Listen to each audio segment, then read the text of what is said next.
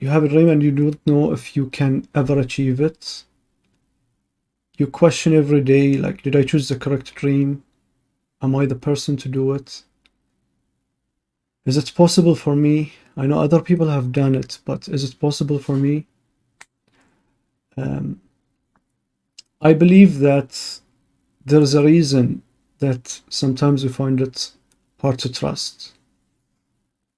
And sometimes we choose not to trust so we do not get hurt. We choose to be smaller, to be invisible, so that we do not get hurt.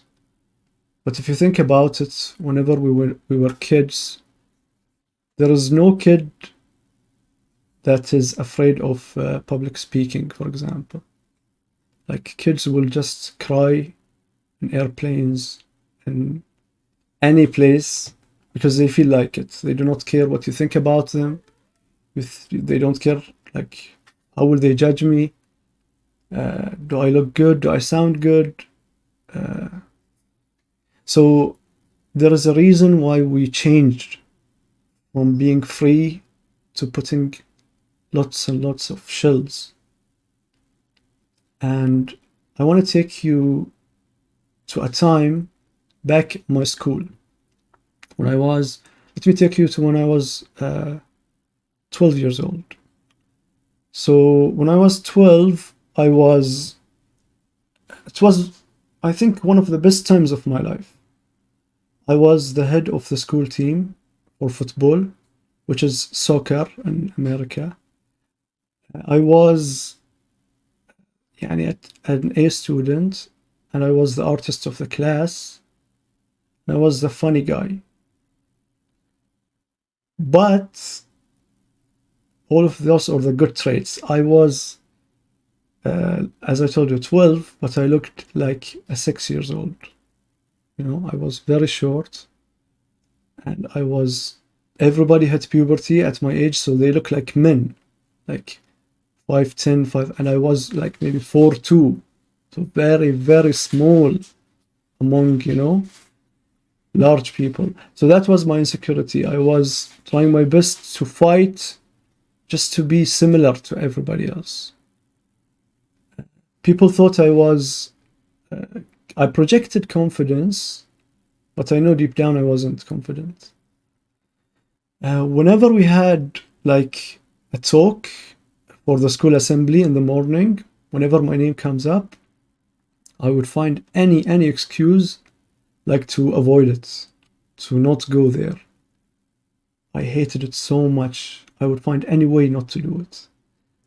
When I was 17, I was chosen, because I was a top A student, I was chosen for the Crown Prince program for scholarships.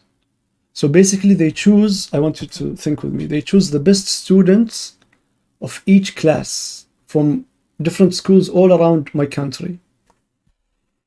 And whenever they choose me, I was like, I don't think I deserve this. I know, like, my other friend Ahmed, I feel like he deserves it more than me.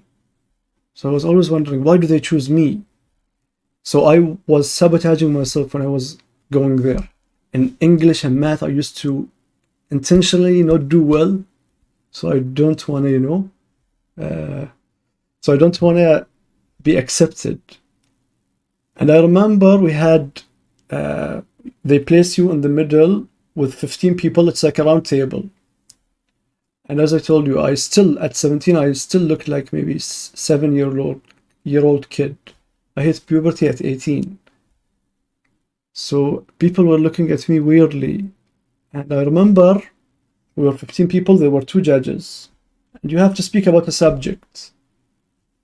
And as a protagonist in a story, I was the last one. So you can imagine, whenever somebody speaks, they speak really well.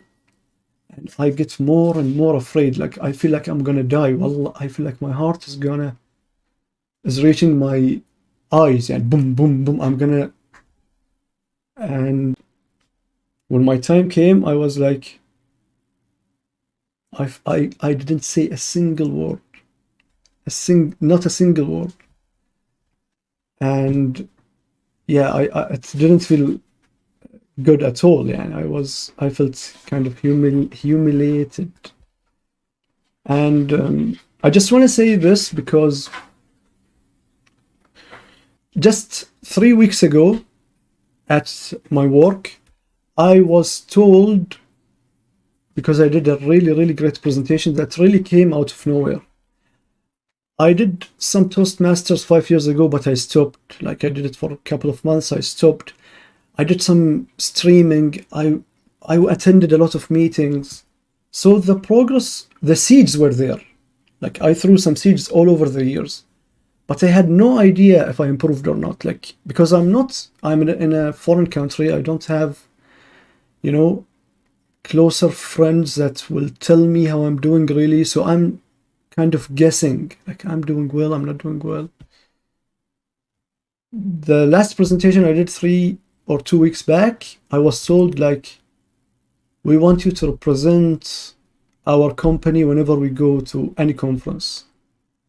The presentation you did is the best presentation we have ever heard, wallah al-azim, we have ever heard in the whole industry. The storytelling, the presentation skills, because I added some of my art with the storytelling.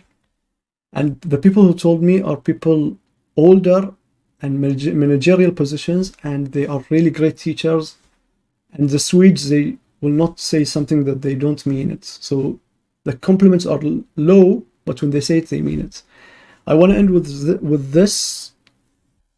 The success of your day is by the seeds you sow, not by the harvest you reap. It took me 14 years to know that I improved slowly along the years, and I still am feeling a bit of insecurity, a bit of lack of confidence. So let people tell you you're good. Do the daily work and let the rest take care of itself. Thank you.